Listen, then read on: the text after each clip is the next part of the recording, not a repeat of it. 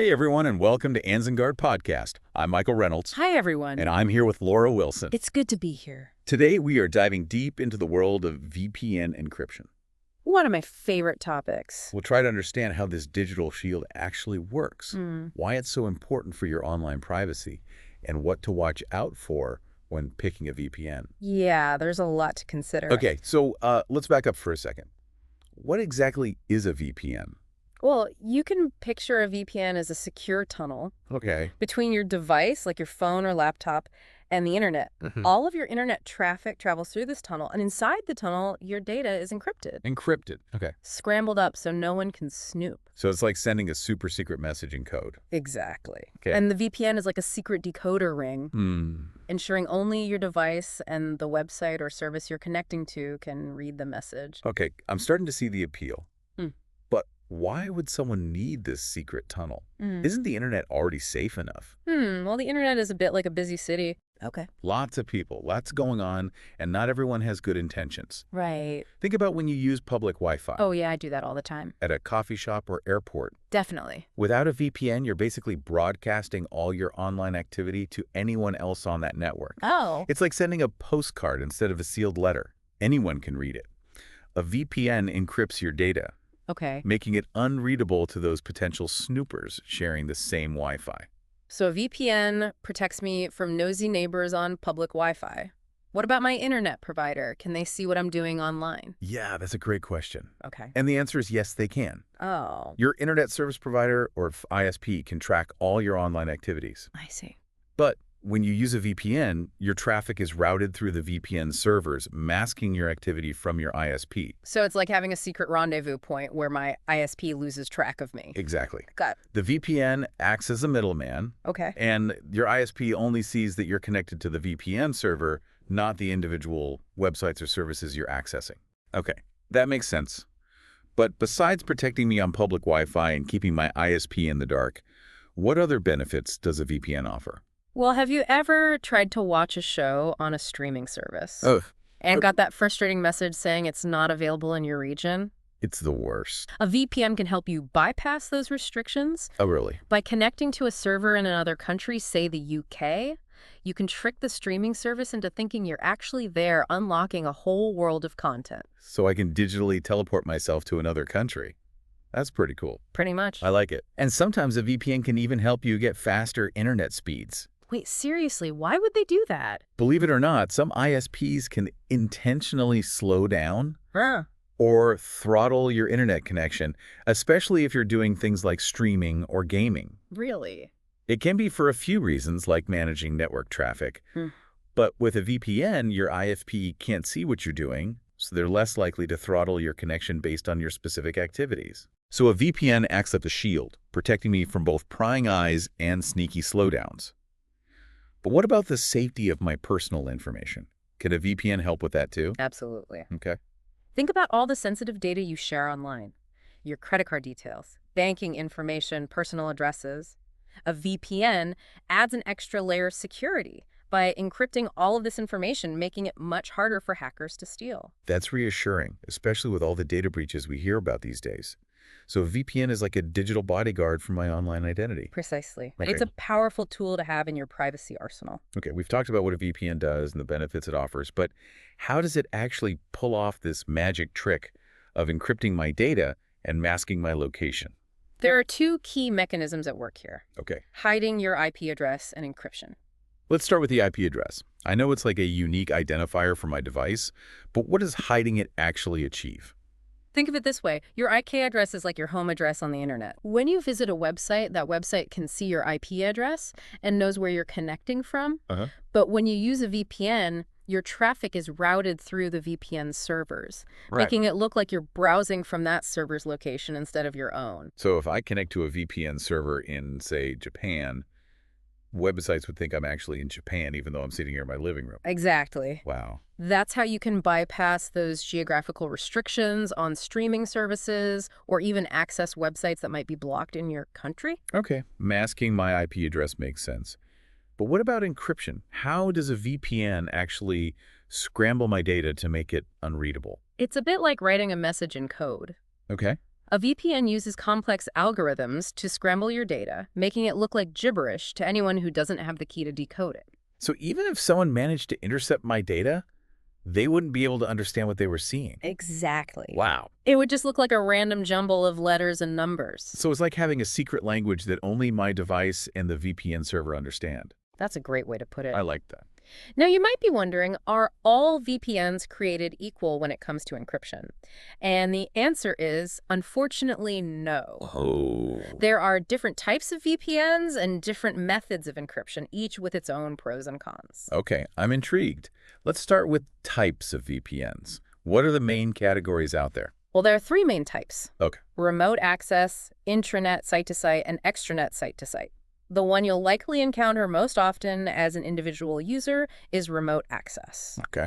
This is where your device connects to a remote VPN server, creating that encrypted tunnel we talked about earlier. So that's what most people mean when they say VPN. Exactly. Okay. Intranet and extranet site-to-site VPNs are more commonly used in businesses to securely connect different networks. Got it. So let's focus on remote access VPNs, since that's what most of our listeners are probably interested in. Right. What about those different encryption methods? What should they know about those? Well, VPN encryption is a bit like a layered cake. There are different methods working together to protect your data. Uh-huh. One of the fundamental concepts is symmetric encryption. Symmetric encryption. Sounds a bit technical. The idea is actually pretty simple. Imagine you and I want to send secret messages to each other. Okay. We agree on a special code word, and we use that code word to encrypt and decrypt our messages. Ah, like a secret handshake only we know. Exactly. Yeah. In the digital world, this code word is a key, and it's used by a special algorithm to scramble and unscramble the data. The same key is used for both encrypting and decrypting, hence the name symmetric. So both the sender and the receiver need to know this secret key. That's right. Okay. And this idea of a shared secret key goes way back. Uh-huh. One of the earliest examples is something called the Caesar cipher, named after Julius Caesar. Caesar cipher, like a Roman emperor. The very same. Wow. It was one of the earliest forms of encryption. It works by shifting each letter in the message a certain number of places down the alphabet. So if the shift is 3, A becomes D, becomes E, and so on. You got it. Cool. Of course, modern encryption is far more complex, but the basic principle of a shared secret key is still there. Okay, so Caesar cipher was an early simple form of symmetric encryption. What about the encryption methods used in modern-day VPNs? One of the most common and robust methods is AES encryption, Okay. which stands for Advanced Encryption Standard. It's used by governments and security experts around the world and is considered highly secure by today's standards. AES encryption. Got it. Can you tell me a little bit about how that works? AES is way more sophisticated than the Caesar cipher, Right. but the basic idea is that it takes your data, divides it into blocks, and then scrambles those blocks using a secret key. And it does this multiple times, making it incredibly difficult to crack. So instead of just shifting letters, it's scrambling blocks of data multiple times. It's pretty serious. It is. Okay. And to make it even more secure, AES comes in different key lengths: 128-bit, 192-bit, and 256-bit. The longer the key, the harder it is to break. Most top-tier VPNs use AES 256, which is considered extremely secure. AES 256. Okay, so that's the gold standard for VPN encryption, right? It's definitely a top contender. Oh. But even with strong encryption like AES, there's a potential vulnerability. If someone gets hold of the secret key, the whole system falls apart. And that's where public key encryption comes in. Public key encryption. How is that different? It's a clever solution to this key sharing problem.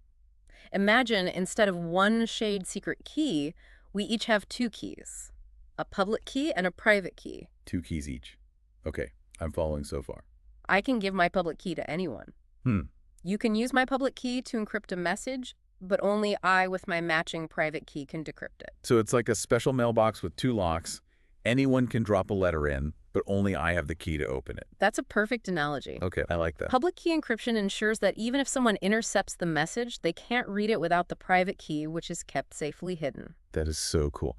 How does this apply to VPNs? VPNs actually use a combination of both symmetric and public key encryption. Public key encryption is used at the beginning to securely exchange the secret key for the symmetric encryption, which is faster for handling all the data you send and receive. So it's like using a super secure method to deliver the secret code word for our secret handshake. Exactly. And then we can switch to the handshake itself for faster communication. Exactly. Very cool. It's a brilliant combination of security and efficiency. This is fascinating stuff. So we have these different types of encryption methods, but how does my data actually travel through the VPN tunnel? Is there like a special route it takes? You're right, there is. Okay. That's where VPN protocols come in. VPN protocols. Think of them as different sets of rules that govern how the data is transmitted through that secure tunnel. So it's not just about the type of encryption, but also how the data is packaged and sent. You got it. Okay.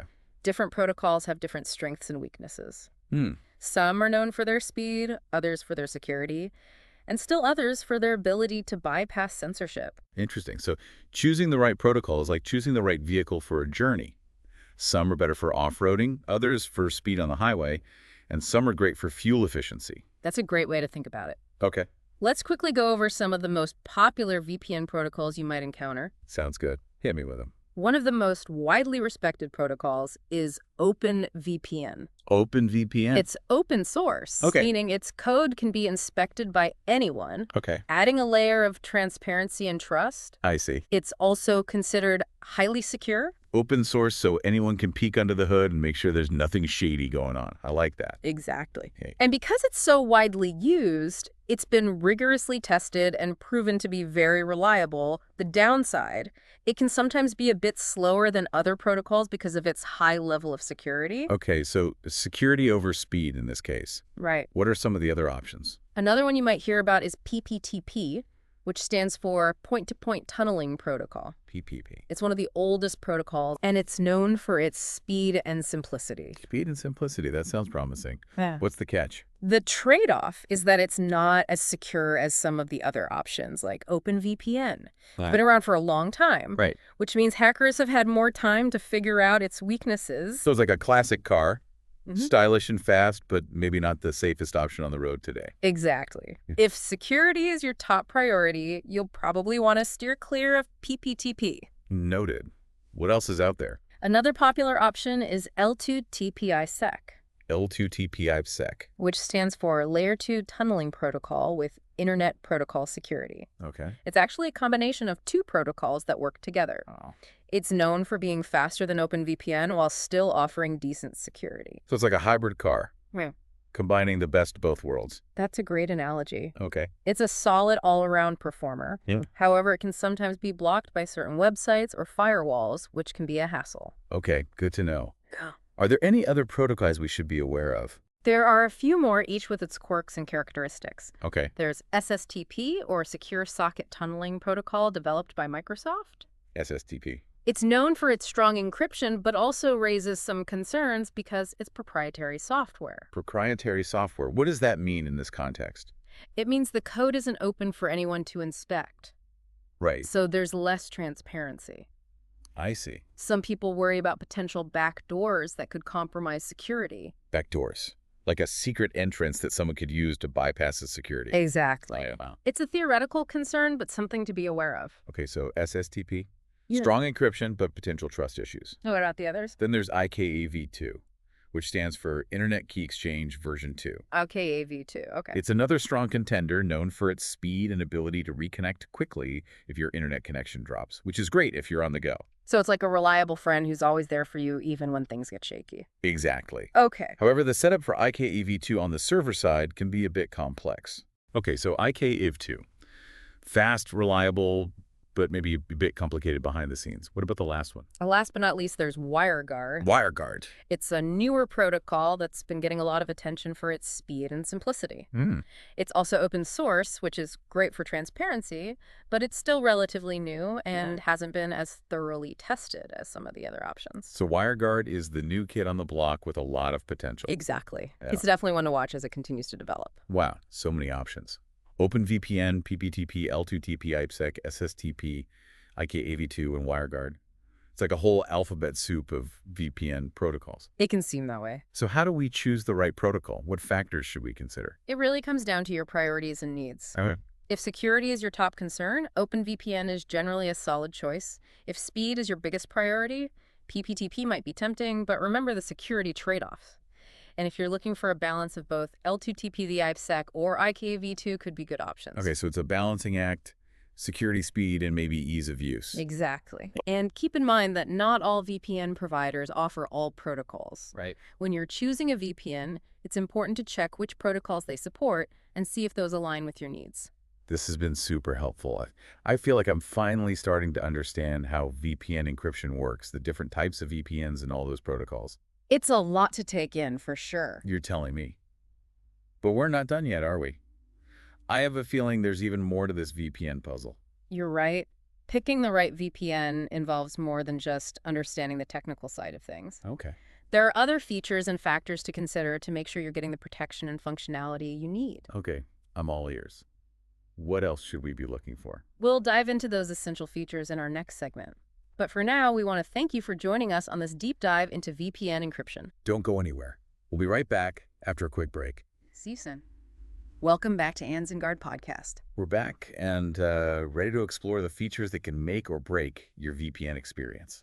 In the last segment, we tackled the technical side of VPN encryption, all those algorithms and protocols. Right, and now we're going to get practical. Exactly. And talk about the must-have features you should look for when choosing a VPN.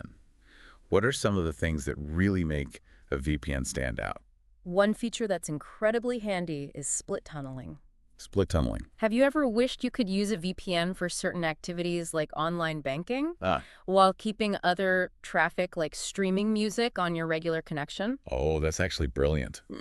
I hate how sometimes my streaming quality dips when I'm connected to a VPN. So split tunneling lets me choose which apps or websites use the VPN and which ones don't. Precisely. Oh, okay. It's like having two separate lanes on the internet highway. One for the super secure encrypted traffic and another for the regular traffic. Okay, that's a game changer.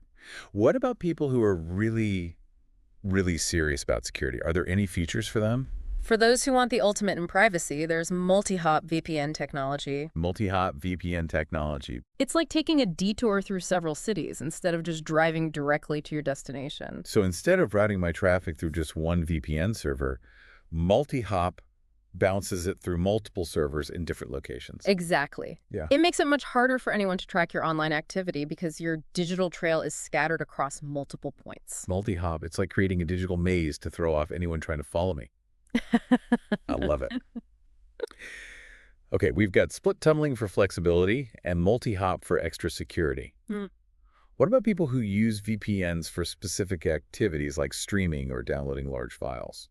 Not all VPNs are created equal when it comes to those activities. Some VPNs are optimized for streaming, Right. with servers specially designed to handle high-quality video playback without buffering or lag. So if I'm a binge watcher, I should look for a VPN that's known for its smooth streaming experience. Absolutely. Makes sense. And if you download large files, especially through torrenting, Right. you'll want to choose a VPN that explicitly supports torrenting and has servers optimized for peer-to-peer file sharing. Okay, yeah, that makes sense. Is there anything else that should be on our VPN must-have checklist? There's one more feature that's non-negotiable in my book. A kill switch. A kill switch. That sounds pretty intense. What does that do? It's your safety net. Okay. A kill switch automatically cuts off your internet connection Wow. if the VPN connection drops unexpectedly. So it prevents my real IP address from being exposed if there's a glitch in the VPN tunnel. Precisely. Oh, but It's like having an emergency brake that slams on the moment the VPN connection falters, right. protecting your privacy in those critical moments. Okay, a kill switch that's going straight to the top of my list. Yeah. So we've covered split tunneling, multi-hop streaming, and torrenting support, and the kill switch. Those are some seriously helpful features. What else should we consider when we're evaluating a VPN? Features are important, but you also need to pay close attention to the VPN's privacy policy. The privacy policy, why is that so crucial? It outlines what data the VPN provider collects about you, how they use that data, and whether they share it with any third parties. So it's like a transparency report that shows us how they handle our personal information. Exactly. Okay. You ideally want a VPN with a strict no-logs policy, meaning they don't keep records of your online activity connection times or IP addresses. Yeah, no logs policy. That sounds reassuring. Yeah. But are there any VPNs that really offer that level of privacy? There are, but it's crucial to do your research. Read their privacy policies carefully, look for independent audits that verify their claims, Right. and see what other users and privacy experts have to say. Okay, so privacy policy, checked. What else should we be thinking about? The location of the VPN provider is another important factor to consider. Location. How does that tie into privacy? Different countries have different laws regarding data retention and surveillance. Some countries are part of intelligence sharing alliances like the Five Eyes, Nine Eyes, or 14 Eyes. Those sound a bit ominous. What are those? They're agreements between certain countries to share intelligence data, including internet surveillance data. If a VPN provider is based in one of these countries, they might be legally required to hand over user data if requested by their government. So it's best to choose a VPN provider that's based outside of those intelligence sharing networks. That's generally a good rule of thumb. It provides an extra layer of protection against potential government snooping. Location. Got it. Anything else? This is a lot to keep in mind. Of course. Yeah. Don't forget about speed. Oh, right. Speed. While security is essential, you don't want a VPN that slows your internet to a crawl. Yeah, it's a super secure connection wouldn't be very useful if I can't even load a web page or watch a video without buffering. Exactly. Right. Look for VPNs that have good download and upload speeds and low ping times. This is especially important if you're planning to use the VPN for activities like gaming or video calls where speed is crucial. Okay, speed noted. What about the cost of all this? VPNs aren't free, are they? You're right, most good ones aren't. VPNs can have various pricing structures ranging from free trials to monthly or yearly subscriptions. I've seen some free VPNs out there. Are those a good option? Well, here's the thing.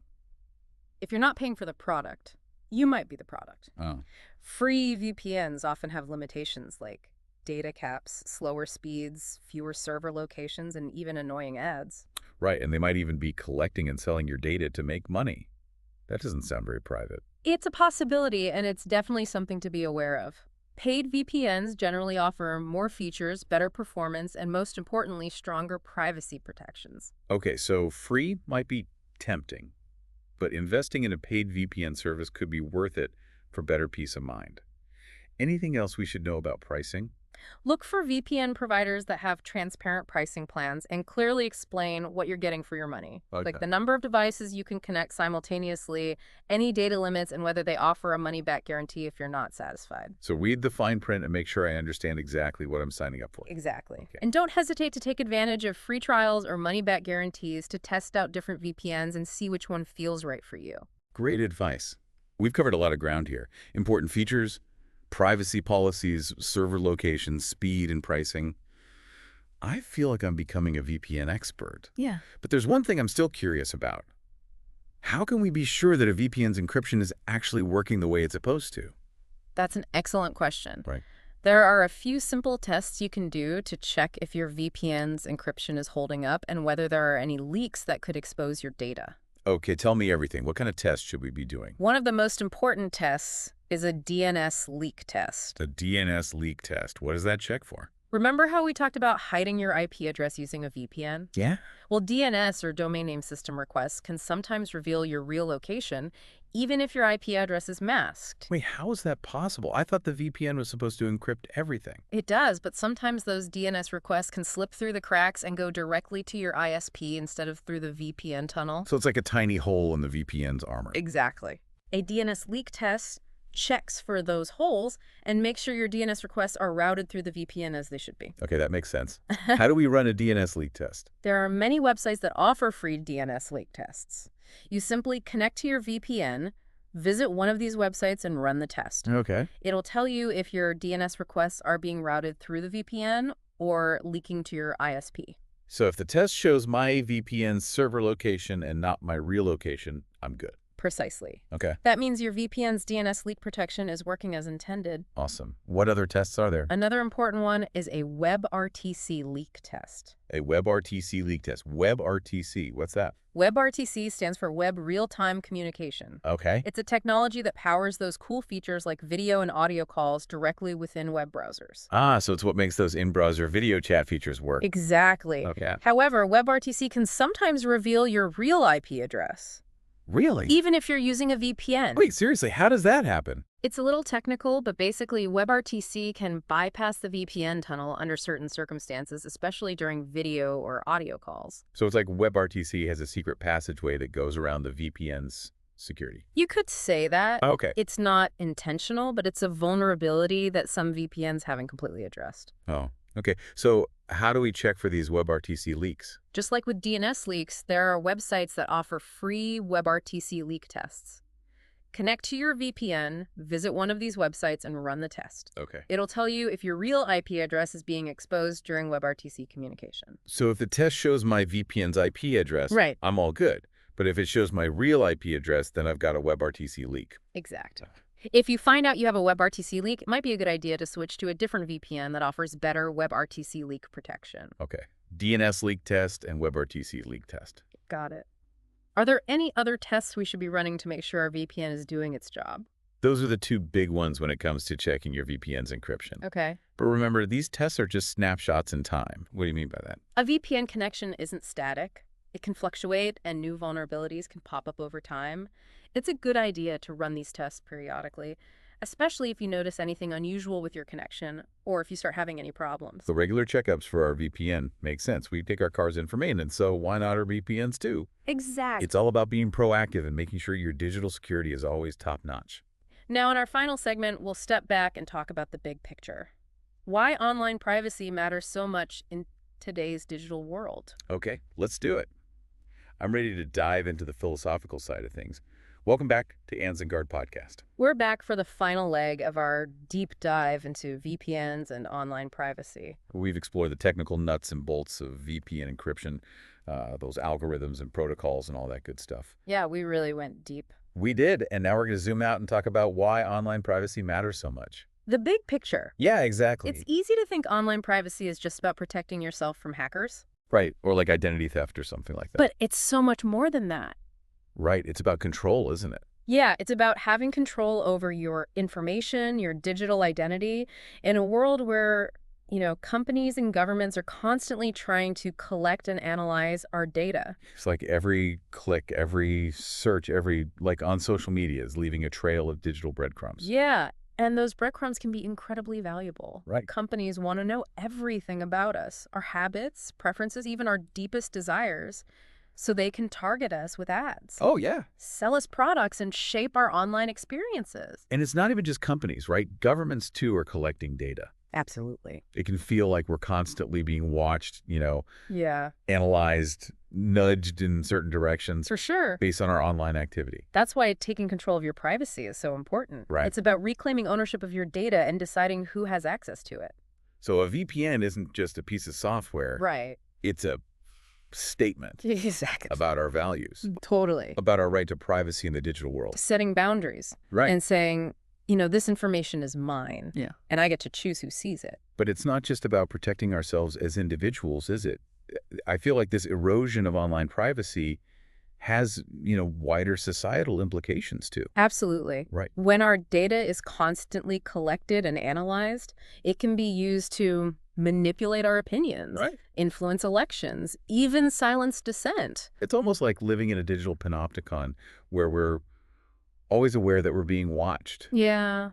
And that can make us hesitate to, speak our minds or challenge the status quo or things like that. And as artificial intelligence becomes more sophisticated, the potential for misuse of our data just keeps growing. It's a little scary. Yeah. So this isn't just about stopping annoying ads Right. or, protecting ourselves from hackers. Yeah. This is about safeguarding Yeah. the foundations Yeah. of a free and open society. That's that. It sounds like a pretty daunting challenge. Yeah. Is it even possible to reclaim our privacy in this digital age? It's not easy, Right. but it's definitely not hopeless. There are things we can do as individuals, as a society.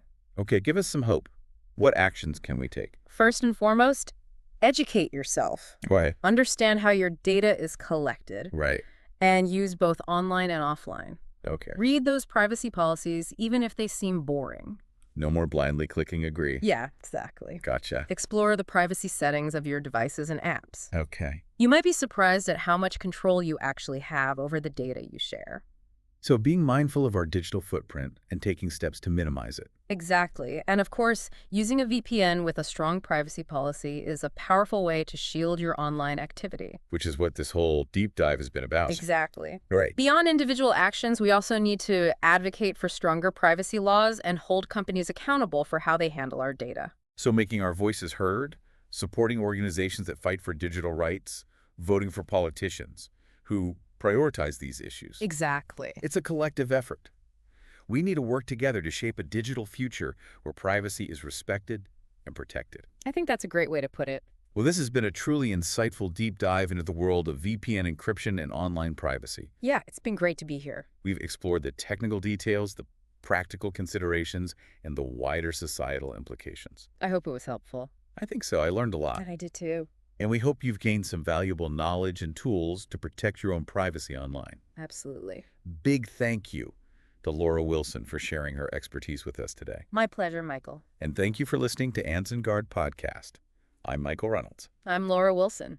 If you enjoyed this deep dive, please subscribe to our podcast, leave a comment, and share it with your friends. Until next time, stay safe and stay private out there.